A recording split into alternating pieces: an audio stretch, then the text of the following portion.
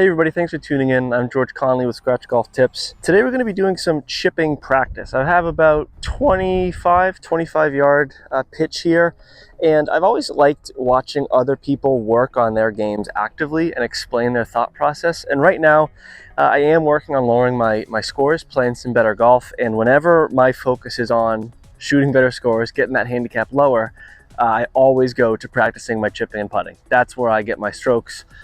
When it's bad, that's where I shoot bad scores. When this is dialed in and I practice it and I'm confident in it, that's how I shoot low scores. So today I'm working on really basic chipping here, but one thing that I'm doing, and this is what this whole practice session is focused on, is shallowing out my motion. So as you guys who have watched the channel for a little while know, I'm pretty steep with my chipping. So I actually haven't hit any chips. So let's warm up with some standard chips here.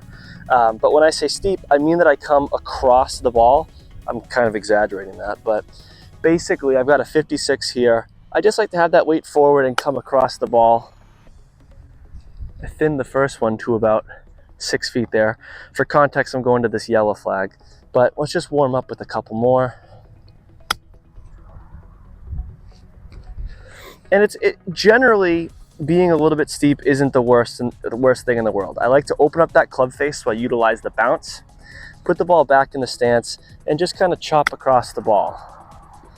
Now, the issue is when I have a very thin lie, which in Florida, you know, when you're playing on Bermuda, these thin lies on Bermuda there's little forgiveness. For context, under Bermuda is a lot of sand. It's very sandy, and you can't get away with letting that club bounce through the grass, especially on those thin lies. So when I get steep, I can actually chunk it pretty poorly on those thin lies, which I'm not. I just hit the flag, which I don't like. So the answer to that, or the remedy rather, when on those thin lies out of the fairway, or even thin lies like, you know, when you're around a bunker or not a tough area, maybe around trees, pine straw, is shallowing out that club. So instead of doing this and coming across my chips, is having a more neutral path, or even a little bit of a draw bias, kind of coming in to out. Now, I've never been a player who draws the ball, so that in to out path is pretty uncomfortable to me. But by practicing it, hopefully I can make it more comfortable. Now, what I'm going to be doing in this session is really exaggerating that hooky kind of ball flight and that hooky swing path here. So I'll be closing my stance down. And again, right now, I'm just trying to exaggerate that feel. I'm also really exaggerating getting my hands through the ball. This is basically a swing when I'm on the course trying to escape trees or something and I need to intentionally hook the ball. That's kind of what I'm working on. That kind of swing feeling.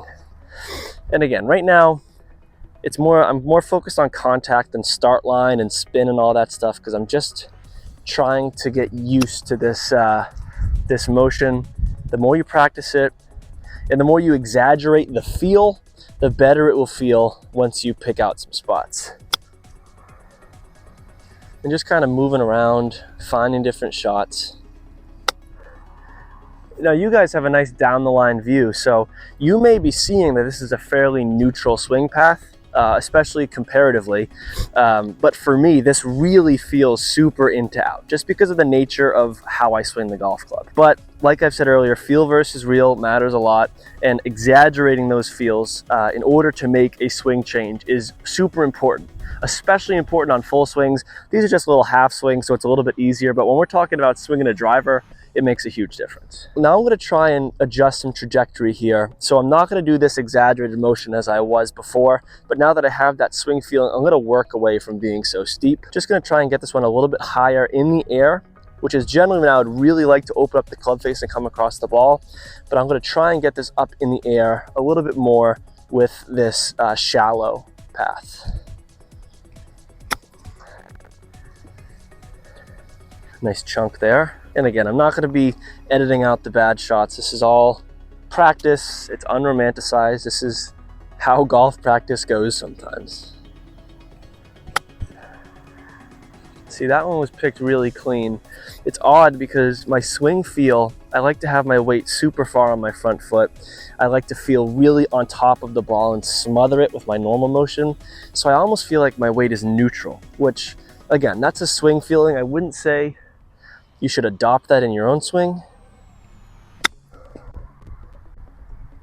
but right now it's pretty helpful. Now I'm gonna hit a few lower kind of bump and runs with this path. Now this feels very good, the bump and runs. It feels a little bit more natural, staying really compact.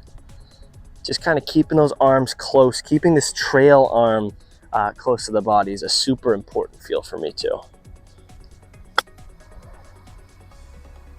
And because that trail arm stays inside of the body, I'm really forced to utilize my upper body rotation. I don't want to keep the lower body too active, because then this just becomes a full swing practically, and I don't want to, you know, it's you can't overcomplicate chipping, but just keep that upper body in motion. A nice succinct move. I can feel this getting, you know, a little bit more neutral in terms of path, but again, it's all comparative to what I'm working away from.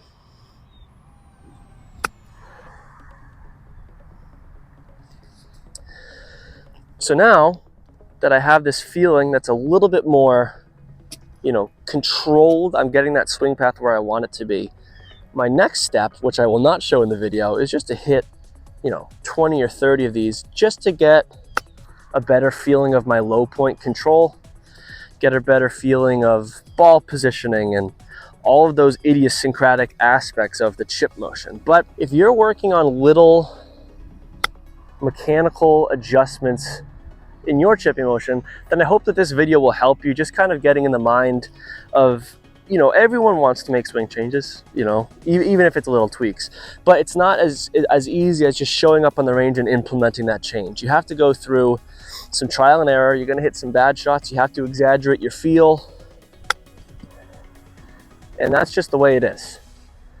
And if you're willing to do it and you're willing to put the time into practice, it's going to work out eventually. It might not be pretty, it might be frustrating, but it's going to be worth it in the end if you want to get those lower scores. So let's just hit one more with this succinct motion. I'm also trying to feel a little bit of an outside takeaway, just because if I come inside, it's very hard to stay inside.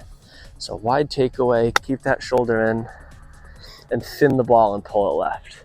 That's what I'm talking about. I hope you guys gained some insight. If you like this type of content where I walk you through how I'm practicing, please let me know. I practice plenty, so I'm happy to record some more of it and you know, get the mic on and walk you guys through it. So thank you all very much for watching. Play well and take care.